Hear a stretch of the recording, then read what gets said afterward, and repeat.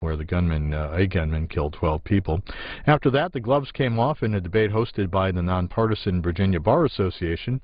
The two men are battling in one of the nation's tightest and most closely watched Senate battles. We're going to take you live to the floor of the U.S. House now, where both the House and Senate are in session today. The House about to gavel in for general speeches. Legislative work starts at 2 o'clock. Members actually recess then, and they start debate about 3:30 Eastern. Several land and water bills on the calendar. Live coverage now in the U.S. House. From the Speaker. The Speaker's Rooms, Washington, D.C., July 23, 2012. I hereby appoint the Honorable Andy Harris to act as Speaker Pro Tempore on this day. Signed, John A. Boehner, Speaker of the House of Representatives.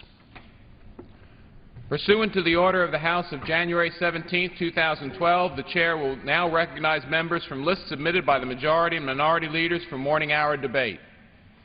The Chair will alternate recognition between the parties, with each party limited to 1 hour, and each member other than the majority and minority leaders and the minority whip limited to 5 minutes each, but in no event shall debate continue beyond 1:50 p.m. The Chair recognizes the gentleman from Oregon, Mr. Blumenauer, for 5 minutes.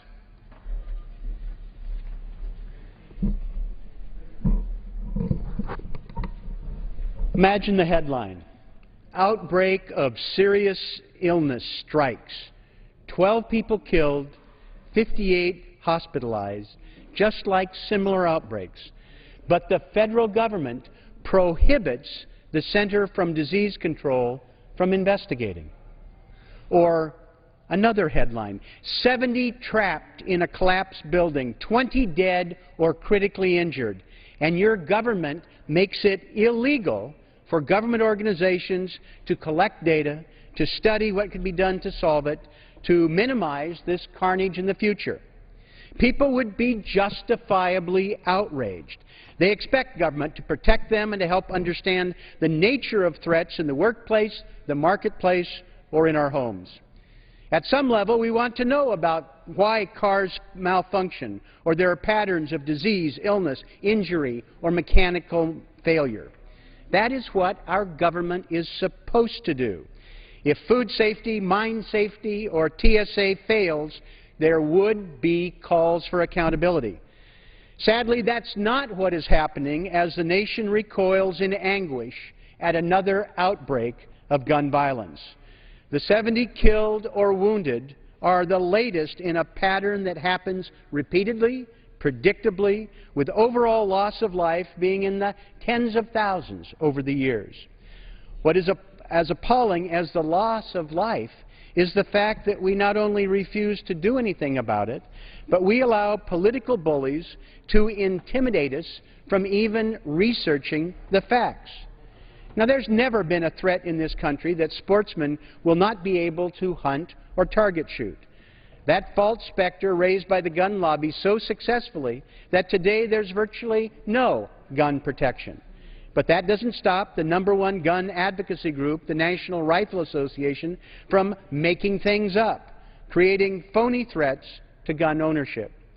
They're attacking the Obama administration, which has done essentially nothing in this field, since they know that Congress would reject even the most reasonable of proposals.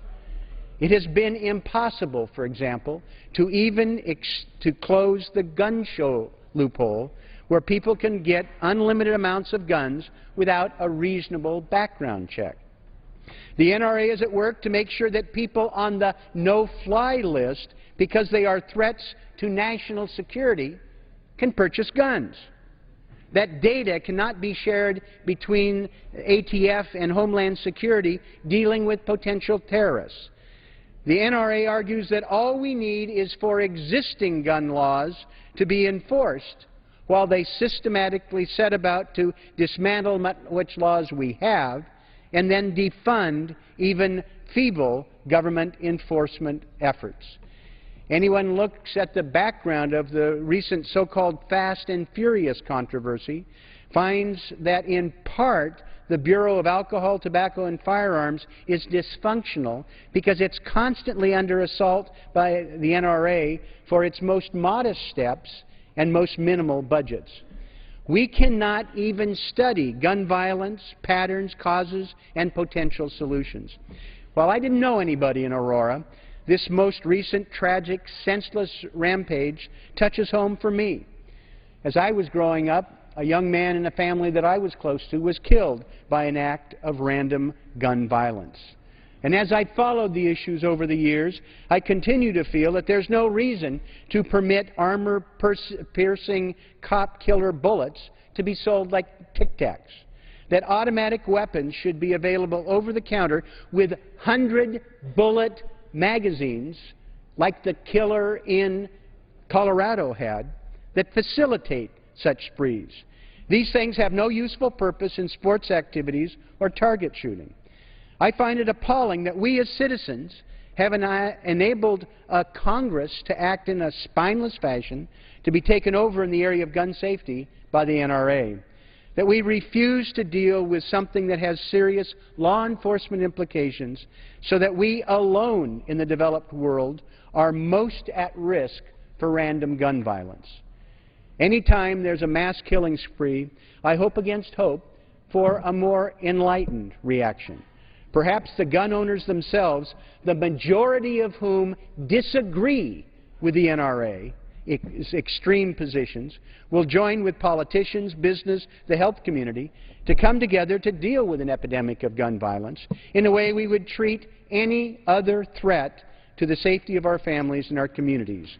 We would study, we would work on solutions together, and we would act. Sadly, we're still waiting. Pursuant to Clause 12A of Rule 1, the Chair declares the House in recess.